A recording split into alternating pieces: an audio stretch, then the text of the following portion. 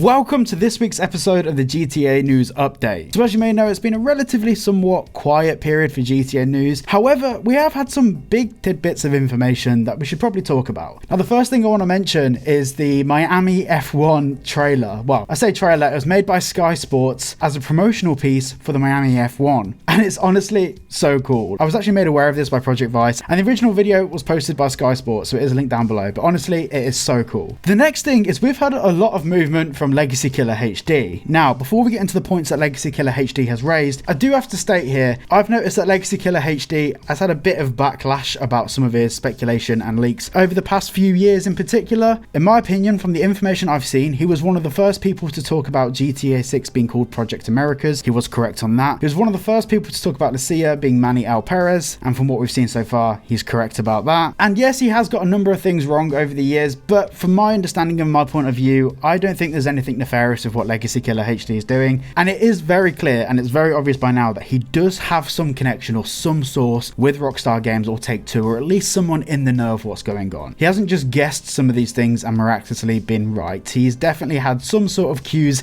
to get this information correct. So I will give him some weight as a creator for being able to pinpoint some of these things. So 2 days ago, VICE.CLO HD dropped this video, which is basically going into detail about so many different things within GTA 6, and there's a few in particular that really took to my attention. The first one was about the story length. He has mentioned this in the past, but he did clarify a bit more about what his thought process was in regards to the story length of the game. Overall, it's believed that the game will probably be between 30 to 40 hours in length, so shorter than Red Dead Redemption 2. The actual length of the story really doesn't have much effect on how good the game is. And also as well, it's very fair to assume that GTA 6 is going to last a very long time, probably longer than GTA 5 has lasted, and there is some potential hope to get some DLC in the future, so we don't need to be too worried about the story length. Rockstar are not going to just deliver us a bad product. I think we're all going to be blown away with what we receive, whether the story length is 30 hours or 70 hours, it's still going to be great. And one of the next things that VICE.CLO HD said is that it would appear overall that for the most part, the Rockstar employees are in a much better place compared to where they were when making Red Dead Redemption 2. Of course, when Red Dead finished production, there were so many stories that were coming out about crunch culture at Rockstar Games, all sorts of exposed articles, and overall it didn't exactly paint the best picture for Rockstar Games as a business and as a corporate entity. But some of the information he has from some of his inside sources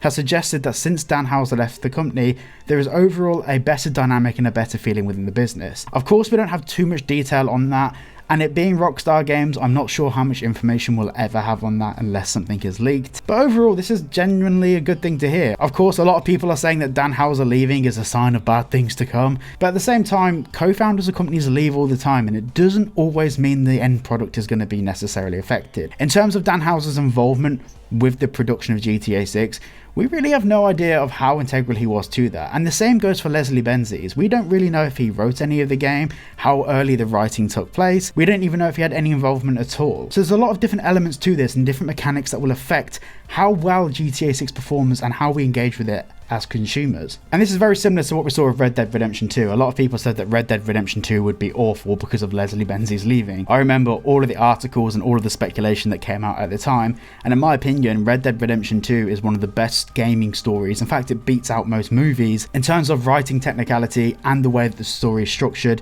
and the way it makes you feel as a viewer slash player. So there is a lot more to go through, but VICE.CLO HD's video is linked down below, so go and check it out. There's so much more information in there. I just wanted to weigh in my thoughts on a couple of particular points there. Overall, I do believe that VICE.CLO HD is relatively credible compared to a lot of content creators we have out there, and a lot of the points he raises in the video do make sense. They are logical. So yeah, we'll have to see over time what ends up being true and what comes to fruition, but I guess it's just a waiting game now. Thank you all so much for watching today's video. If you did enjoy, please consider liking and subscribing and becoming a channel member, and I'll see you all in the next one.